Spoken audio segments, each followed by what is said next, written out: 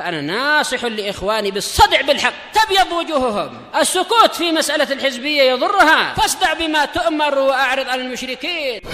سلامي على دماج ورجالها والشيخ يحيى ودار العلم يا سعد بانيها. بسم الله الرحمن الرحيم. الحمد لله حمدا كثيرا طيبا مباركا فيه كما يحب ربنا ويرضى. أشهد أن لا إله إلا الله وحده لا شريك له وأشهد أن محمدا عبده ورسوله نبي الله خليله صلى الله عليه وعلى آله وسلم تسليما مزيدا لا نبي بعده. Ikhwani fid din, a'azzani wa a'azzakumullahu jami'an, barakallahu fikum. Kita lanjutkan bacaan berikutnya terhadap kitab al-ilm min Sahih Bukhari yang syarah oleh Syekh Al-Allamah Zaid bin Hadi Al-Madkhali rahimahullah. Sekarang kita akan masuk ke halaman 116 di sini. Qala al-Imam Al-Bukhari rahimahullah, bab raf'il ilmi wa dhuhuril jahli. Bab diangkatnya ilmu dan nampaknya kebodohan. Makna nampak di sini adalah intishar, yaitu menyebarnya kebodohan. Karena ilmu kalau sudah diangkat tidak ada lain kecuali kebodohan. Nah, kebodohan itulah yang sangat berbahaya. Di akhir zaman nanti ilmu akan diangkat oleh Allah Subhanahu wa taala dengan cara diwafatkannya para ulama. Tinggallah orang-orang yang bodoh, orang-orang yang tidak paham ilmu agama. Saat itulah menyebar kebodohan di mana-mana. Tidak lama kemudian datang fitnah-fitnah yang berikutnya yang merupakan tanda-tanda hari kiamat. Kita lihat. Wa qala Rabi'ah di sini Imam Al-Bukhari ketika menukilkan dari kalam Rabi'ah di sini adalah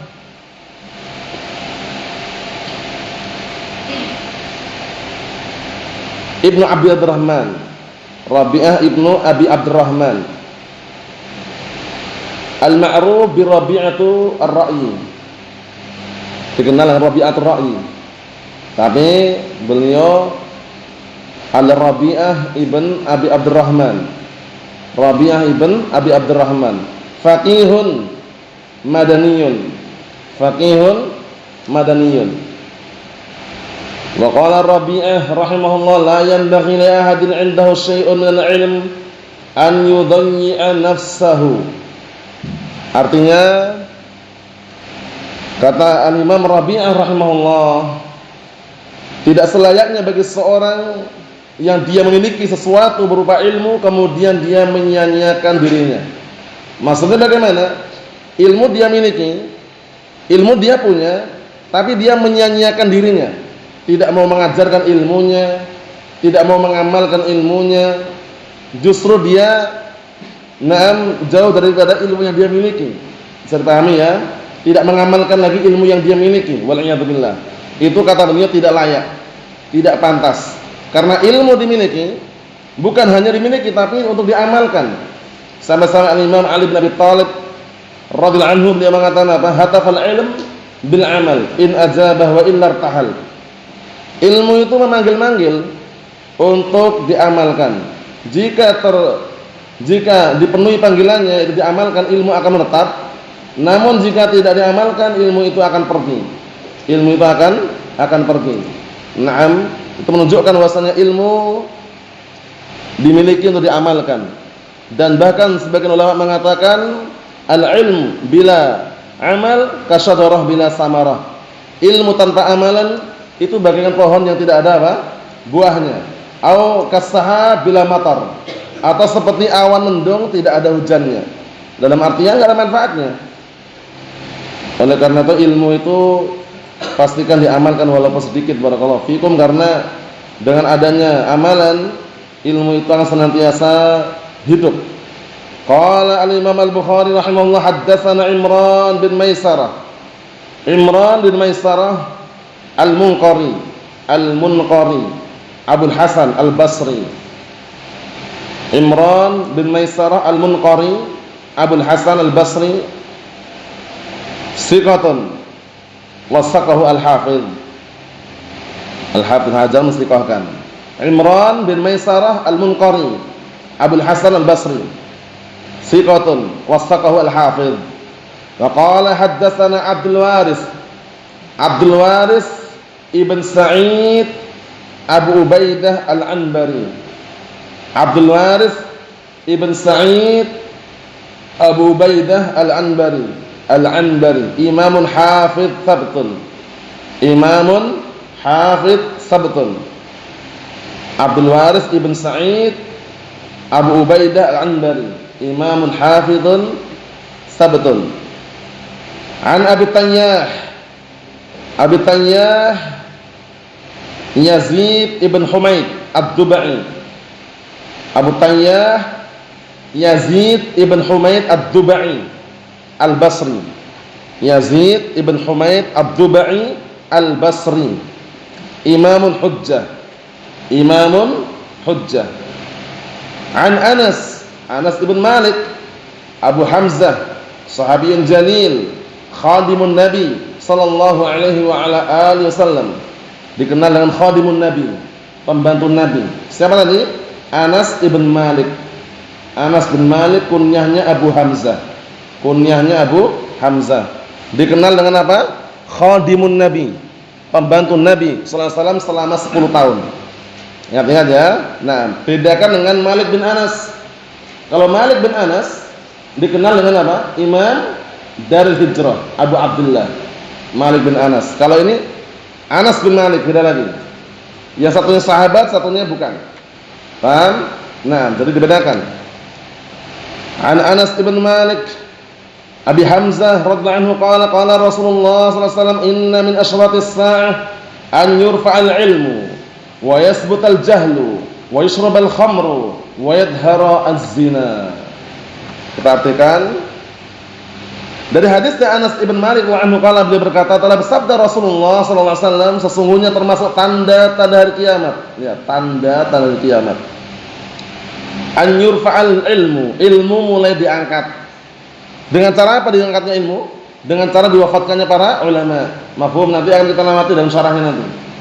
Kalau dah ulama dicabut nyawanya oleh Allah Subhanahu wa taala, tidak ada lagi orang yang berilmu, tinggal orang-orang apa? Orang-orang yang bodoh.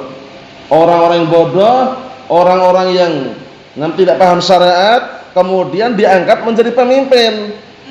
Sudah bodoh diangkat menjadi pemimpin, ditanya berfatwa tanpa ilmu. Saat itulah banyak kerusakan. Fadallu wa adallu. Akhirnya mereka tersesat dan menyesatkan. Dan itu yang pertama, an yurfa'al ilm. Karena ilmu ini kalau sudah diangkat, kemuliaan kan udah mulai berkurang kan? Karena seorang mulia itu kan dengan ilmu. Mulia seorang itu di hadapan Allah Ta'ala dengan ilmu. Yarfa'illahu alladhina amanu minkum walladhina utul ilma darajat. Ya kan? Allah Ta'ala mengangkat derajatnya salah seorang di antara kalian yang berilmu dan yang beriman.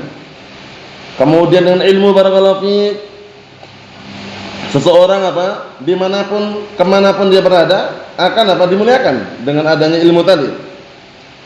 Wa yasbutal jahlu, kemudian mulai menyebarnya kebodohan. Yasbut maknanya adalah yantashir. Paham ya? Mulai menyebarnya kebodohan.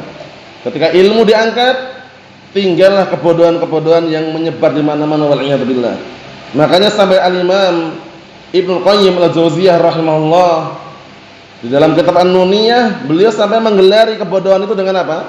Penyakit yang bisa membunuh. Karena yang dibunuh itu bukan jasadnya, bukan badannya, hatinya yang dibunuh.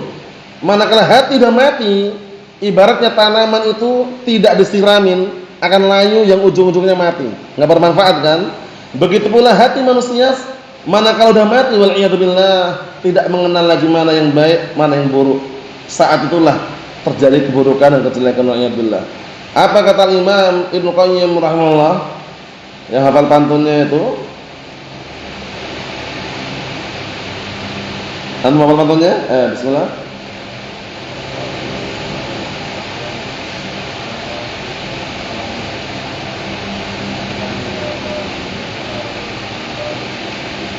Fit tartibi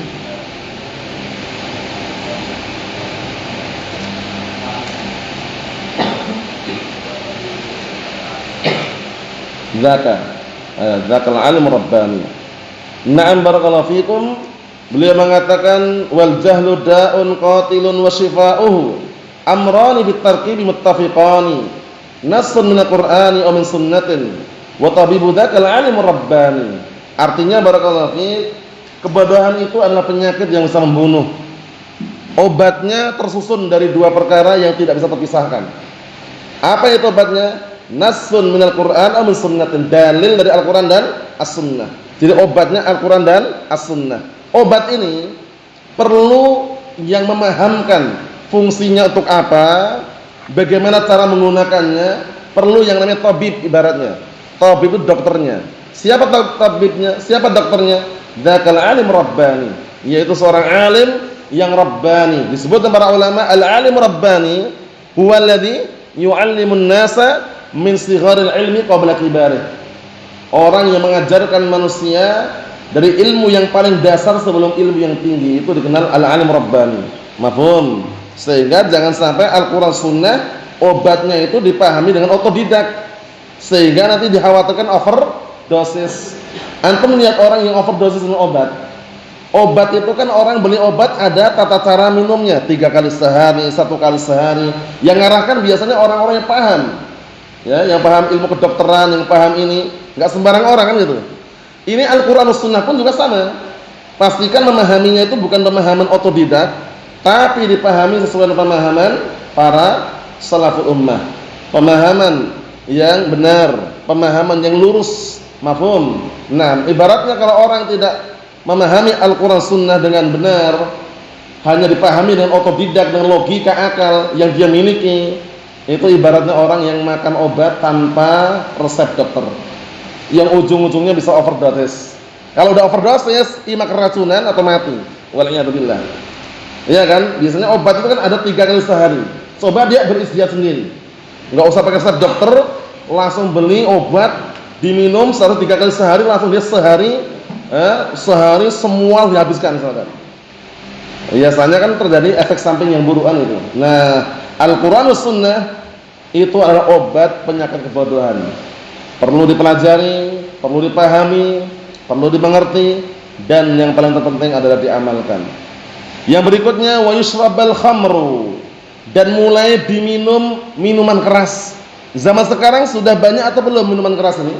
Sudah merajalela, mulai beraneka ragam mereknya, beraneka ragam stempelnya, jenisnya bermacam-macam, mulai yang berwarna bening, berwarna merah, berwarna hitam-hitam kemerahan, merah-merah kehitaman. Paham ya? Beraneka ragam. Ada juga yang dikenal dengan syurbur ruhi. Di Yaman, di Arab sana, minuman keras diseludupkan itu. Orang-orang yang berbahasa Arab kan tidak hanya Saudi Arabia dan Yaman kan. Di Arab sana dikenal dengan syurbur ruhi, minuman penyejuk jiwa. Wah, kelihatan namanya bagus, padahal itu modus. Nah ya, Allah musta'an. Berbahaya barakallahu fiik. Minuman keras haram. Dikatakan khamr kenapa? Li'annahu yukhammir al-aql. Karena dia menutupi akal, sehingga akalnya tidak berfungsi normal. Antum lihat orang-orang yang mabuk, yang mendem itu, ngomongnya enggak jelas. Bilang A ya diucapkan B, bilang B yang diucapkan A. Kadang berani bunuh temannya sendiri, bahkan keluarganya pun dibunuh juga, karena enggak terkondisikan akalnya. Itulah sebab daripada haramnya khamr diantaranya. Menghantarkan kepada permusuhan, ya kan? Menghantarkan kepada kebencian, syaitan yang berperan di situ, waliyadzubillah. Mafhum? Makanya khamr diharamkan, berbagai macam jenisnya, baik yang bentuknya cairan atau tablet atau serbuk atau yang dihirup atau yang diseduh, beraneka ragam khamr yang memabukkan haram. Kullu muskirin haram. Semua yang memabukkan adalah haram. Para ulama mengkiaskan khamr ini juga al-mukhaddirat. Mukhaddirat itu obat-obatan terlarang, baik ganja, narkoba, sabu-sabu. Paham ya? Nah, dikiaskan juga pembunuh berdarah dingin, musuh dalam selimut, rokok. Rokok, musuh dalam selimut. Hati-hati. Nah, berbagai macam jenis rokok yang ngetren zaman sekarang viral, vape. Hati-hati itu. Peralon kecil diisi barang-barang apa? ya, komposisi yang beraneka ragam bagaimana bentuknya, kemudian dihirup keluar ampasnya, asapnya. Nallahul musta'an. Hati-hati barakallahu fiik. Kelihatannya ini kan ada rasa mocha, rasa strawberry, ada rasa cappuccino, ada rasa tiramisu, ada rasa macam-macam. Hati-hati, jangan pernah tertipu. Pembunuh berdarah dingin. Yang tembakau aja, rokok dari tembakau kelihatan herbal aja bisa membunuh, bayangkan. Tapi berlahan-lahan dia. Ini yang elektrik, kayak semacam baterai, cairan, kimia lagi. Lebih ngeri lagi barakallahu fiik. Allahul musta'an. Nasihatkan ya, jangan sampai tertipu gara-gara teman duduk pulang kampung liburan, disuruh menghirup paralon kecil ternyata vape. Allahul musta'an. Mafhum akhsadikun? Minuman keras haram, rokok haram. Kan ada yang mengatakan makruh katanya. Salah. Paham ya? Haram. Karena itu pembunuh berdarah dingin. Berlahan-lahan dia bunuh. Kenapa kita katakan seperti itu? Pemilik rokok, pabrik rokok aja mengeluarkan ultimatum, rokok membunuhmu, bayangkan. Pabriknya itu. Masih orang nggak percaya, masih coba sama orang-orang itu. Paham ya? Bisa menyebabkan kanker tenggorokan, coba lagi. Solusi yang terbaik agar rokok itu nggak ada lagi, pabriknya tutup. Ya enggak? Selama pabriknya buka, walaupun rokok membunuhmu, rokok memadamkan dirimu, rokok menghancurkan dirimu, tetap orang beli karena pabriknya masih jalan. Ya kan asbabnya? Kalau ingin benar-benar ditutup, nggak ada yang rokok lagi, udah pabriknya tutup semuanya, udah selesai aman. Selama pabriknya masih buka, walaupun di ultimatum sekeras apapun, orang-orang itu tetap ke situ gitu loh. Yang udah kecanduan, yang udah terlanjur perokok berat itu kadang tidak bisa tidur loh kalau ngerokok itu ya. Bahkan nyari bagaimana caranya dia menghirup keluar asapnya, walaupun batang-batang kayu dibakar ujungnya sedun. Kalau udah kecanduan luar biasa ngerinya. Paham ya? Tapi walhamdulillah, sebenarnya kalau dia ingin kembali pada jalan yang benar, dikasih solusi yang lain. Coba kalau biasanya ngerokok dia minum kopi, rokoknya tahan, ganti kopi. Paham ya? Atau diganti dengan yang lain, permen misalkan. Lama-lama dia akan hilang kecanduan, kebiasaan yang buruk tadi. Tapi kalau dia ngikutin hawa nafsunya, senyap-senyap, diam-diam misalkan, ngerokok misalkan, nge-vape misalkan, Allahul musta'an. Nasallahu an yahdiyahum. Kita doakan mereka-mereka yang masih senang dengan batang tadi itu. Mafhum? Naam. Ikhwani fid din, a'azzani wa a'azzakumullahu jami'an barakallahu fikum. Yang berikutnya wayadhar az-zina. Dan juga termasuk tanda hari kiamat mulai nampak perzinaan secara terang-terangan. Ya tentunya di negara kufar banyak sekali nih ya, negara barat sana, mungkin di pinggir jalan pun perzinaan, terang-terangan intinya. Itu termasuk tanda hari kiamat juga. Zaman sekarang walaupun enggak terang-terangan, mungkin banyak orang yang istilahnya jual diri, pelacuran, perzinaan, mulai dari media sosial, chattingan, SMS, ketemuan. Hati-hati barakallahu fiik, wala taqrabuz zina. Jangan kalian mendekati perzinaan. Mendekati aja dilarang, apalagi berzina lebih dilarang lagi. Itu pemahaman yang benar. Paham ya?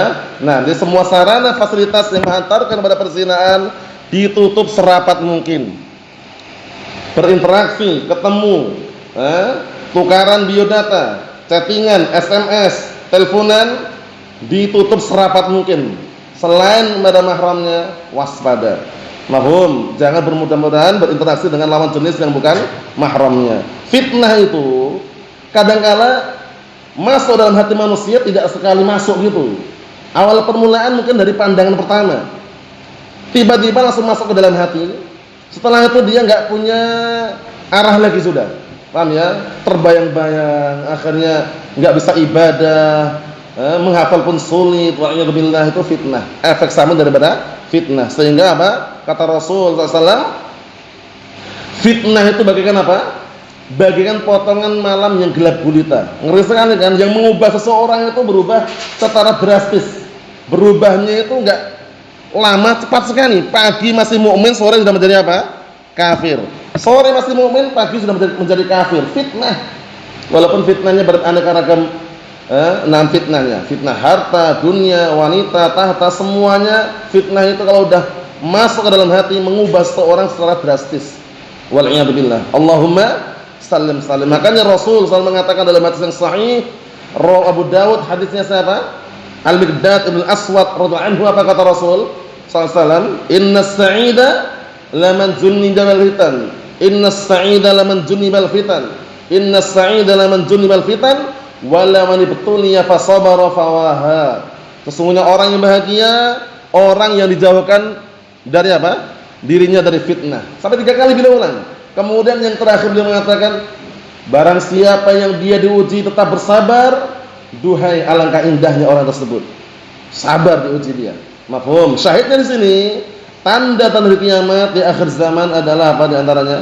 Mulai tersebarnya perzinaan. Terang-terangan adanya perzinaan, na'udzubillah. Mafhum? Jadi jangan sampai bermudah-mudahan berinteraksi dengan lawan jenis yang bukan mahramnya, apalagi sampai istirsal itu terlalu berlebihan. Paham ya? Sehingga merembet kepada perkara-perkara yang haram, perzinaan, perselingkuhan atau yang semisalnya, wala'iyadzubillah. Kita ambil satu lagi hadisnya, penjelasannya pada pertemuan yang akan datang insyaallah taala. Qala al-Imam Al-Bukhari rahimahullah qala haddatsana Musaddad rahimahullah. Ini kita kalau antum mau hafal, cukup dihafalkan yang simpel aja, Musaddad ibn Musarhad. Musaddad ibn Musarhad. Karena nanti menasabnya panjang. Sampai-sampai Al-Imam Yahya bin Ma'in rahimahullah waktu itu ketika beliau menyebutkan nasabnya Musaddad ini, beliau sampai mengatakan hadhihi ruqyatu aqrab. Ini ruqyah kalajengking. Karena namanya dengarkan, Musaddad ibn Musarhad ibn Musarbal ibn Mugharbal ibn Mura'bal ibn Mutarbal ibn Arandal ibn Sarandal ibn Gharandal ibn Masik ibn Al-Mustawrid Al-Asadi. Memang karena jumpai di kitab-kitab nasab, nah memang menyebutkannya seperti itu teman. Dinukilkan sana, kana Yahya bin Ma'in idza dzakara nasaba Musaddad qala hadhihi ruqyatu aqrab. Dulu Yahya bin Ma'in itu ketika menyebutkan nasabnya Musaddad ini, beliau sampai mengatakan ini ruqyah kalajengking. Ruqyahnya kalajengking. Antum dengarkan, Musaddad ibn Musarbal, ibn Mugharbal, ibn Mura'bal, ibn Mutarbal, ibn Arandal, ibn Sarandal, ibn Gharandal, ibn Masik, ibn Mustawrid Al-Asadi. Siqah badannya. Masya Allah, itu masih panjang ya. Cuman biasanya kalau kita hafal Musaddad bin Musarhad cukup. Kalau ingin sempurnanya ya melihat dalam kitab-kitab apa? Kitab-kitab biografi para ruwatul hadis nampak di sana nanti. Paham ya? Tahdhibul Kamal, kemudian tahdhib atau kitab-kitab yang lebih luas lagi ada. Di sana faedahnya yang Anda dapatkan dari itu. Kana Yahya bin Ma'in idza dzakara nasaba Musaddad qala hadhihi ruqyatu aqrab. Dulu Yahya bin Ma'in itu apabila menyebutkan nasab Musaddad, beliau mengatakan ini adalah ruqyahnya kalajengking. Karena ada lam-lamnya tuh, sama ada lamnya kan. Musaddad ibn Musarhad ibn Musarbal ibn Mugharbal ibn Mura'bal ibn Mutarbal ibn Arandal ibn Sarandal ibn Gharandal ibn Masik ibn Mustawrid Al-Asadi. Ketika menyebutkan seperti ini, Yahya bin Ma'in itu bukan berarti beliau ngajak ya. Hanya saja namanya itu sangat gharib itu loh, nama-nama nasabnya itu. Dan para ulama pun sedang pendapat apakah sahih atau tidak itu loh. Sampai sepanjang itu kemudian pakai lam-lam semuanya. Karena biasanya orang nukilkan cukup Musaddad ibn Musarhad, begitu ada. Kan ya, kalau ingin panjangnya tadi itu. Qala haddatsani Yahya bin Sa'id Al-Qattan. Yahya di sini Yahya bin Sa'id Al-Qattan, Abu Sa'id At-Tamimi.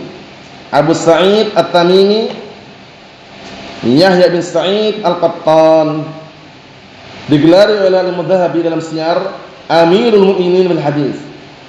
Amirul Mukminin fil Hadis. Abu Sa'id At-Tamimi. Abu Sa'id At-Tamimi Yahya bin Sa'id Al-Qattan digelari dengan Amirul Mukminin fil Hadis. Amirul Mukminin fil Hadis.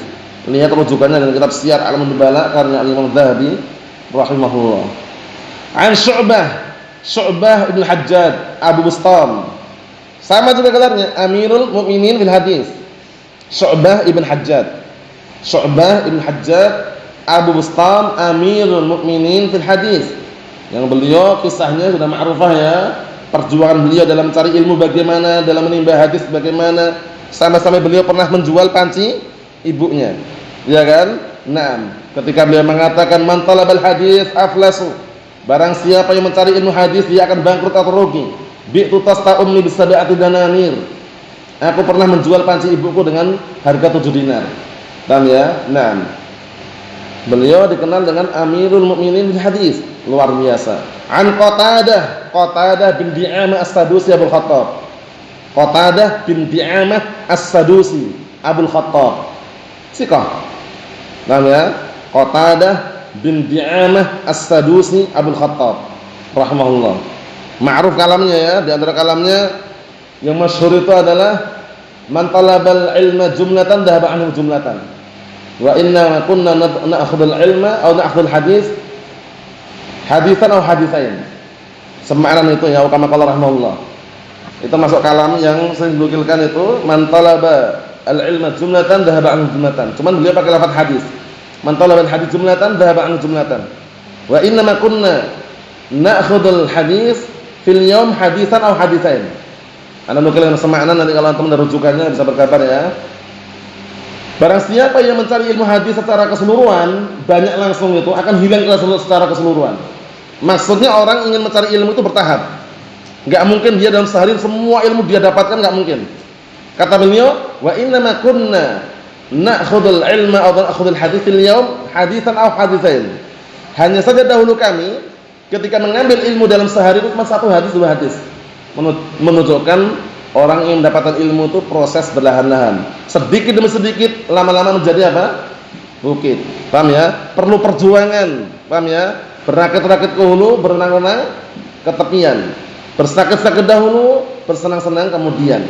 Itu paribahasa Jawa seperti itu, pantunnya apa? Indonesianya seperti itu. Paham? Di situ sebutkan bahwasanya orang itu pasti berjuang. Sulit-sulit di awal permulaan, nanti kalau udah bisa, dia senang. Baca Arab gundul pun dia baca dia. Enggak ada harakatnya pun jalan terus. Iya kan, tahu mana fa'ilnya, maf'ul bihnya. Tapi di ketika proses, awal proses, berat sekali ini fa'il atau apa? Kok fa'il mirip dengan naibul fa'il ya? Maf'ul mutlaq kok mirip dengan maf'ul bih ya? Jangan-jangan ini hal. Oh ternyata tamyiz. Oh bukan maf'ul mutlaq ini. Kadang masih pusing. Kemana-mana cabangnya ya. Tapi itu proses. Berakit-rakit ke hulu dulu. Nanti kalau udah paham, dia udah jelas paham, bisa baca, barulah saat itu dia senang. Kalau yang enggak ada harokatnya pun bismillah, alatul. Kan gitu. Tapi perlu proses. Kemudian kita lihat berikutnya Anas siapa ini? Anas ibn Malik radhiyallahu anhu Abu Hamzah. Qala la uhadditsannakum haditsan la yuhadditsukum ahadun ba'di sami'tu Rasulullah sallallahu alaihi wasallam yaqul. Kata Anas bin Malik radhiyallahu anhu, sungguh aku akan menyampaikan kepada kalian suatu hadis yang tidak ada seorang pun yang akan menyampaikan hadis kepada kalian setelahku. Aku mendengar Rasulullah SAW mengatakan, min asyratus sa'ah, termasuk tanda-tanda hari kiamat, an yaqillal ilmu mulai sedikit. Termasuk tanda-tanda kiamat pertama apa? Ilmu mulai sedikit. Karena para ulama sudah mulai banyak yang meninggal dunia. Yang kedua, wa yadharu al-jahlu. Yang kedua, mulai menyebarnya kebodohan. Kebodohan merajalela di mana-mana. Wa yadharu zina, dan mulai nampak perzinaan, terang-terangan. Baik perzinaan lewat media sosial, perzinaan lewat kata-kata, perzinaan lewat janji palsu, banyak sekali waliyadzubillah. Mafhum? Karena zina itu bukan hanya zina kemaluan. Disebutkan nanti di dalam penjelasan apa? Syarahnya nanti, perzinaan itu mulai dari perasaan pun bisa juga, mulai dari mata pun bisa juga, kaki pun bisa juga, tangan pun bisa juga. Paham ya? Sehingga jangan ketika mendengar lafaz zina kemudian yang pahami itu yang diinginkan zina kemaluan, itu yang membenarkan. Karena semua proses ke arah situ itu dinilai perzinaan. Mulai chattingannya, SMS-annya, dengar suaranya misalkan, ketemuan, melangkahkan kakinya, waliyadzubillah. Allahumma sallim. Kemudian wa taktsurun nisa, di akhir zaman tanda hari kiamat di antaranya banyaknya wanita. Wa yaqilar rijal, dan sedikitnya kaum lelaki. Perempuan lebih banyak, laki-laki lebih sedikit. Hatta yakuna li 50 imra'atan al-qayyim al-wahid. Hingga nanti di akhir zaman 50 perempuan itu yang bertanggung jawab hanya 1 orang laki-laki. Qayyim itu maksudnya adalah yang bertanggung jawab mengurusin mereka. Paham ya? Ar-rijalu qawwamuna 'alan nisa. Ya kan? Para laki itu adalah pemimpin untuk para wanita. Di akhir zaman nanti karena banyaknya perempuan, 50 perempuan itu 1 orang suami. Paham ya? Nah, seperti itu. Akhir zaman ngeri sekali ya, fitnah. Ikhwani fid din, a'azzani wa a'azzakumullahu jami'an, barakallahu fikum. Ini yang baru kita ambil, bab raf'il ilmi wa dhuhuril jahl, bab diangkatnya ilmu dan mulai nampaknya kebodohan. Oleh karena itu, mumpung masih ada ilmu, masih bisa diambil, para ulama masih hidup, sempatkan untuk kita belajar dan menimba ilmu tersebut. Jangan sampai ketika sudah tidak ada ilmu baru berangan-angan, baru berkeinginan yang sudah terlambat, tidak terulang dua kali atau tidak terulang lagi. Wal'iyadzubillah. Nasallahu as-salamata wal afiyah fid dunya wal akhirah. Walhamdulillahirabbil alamin.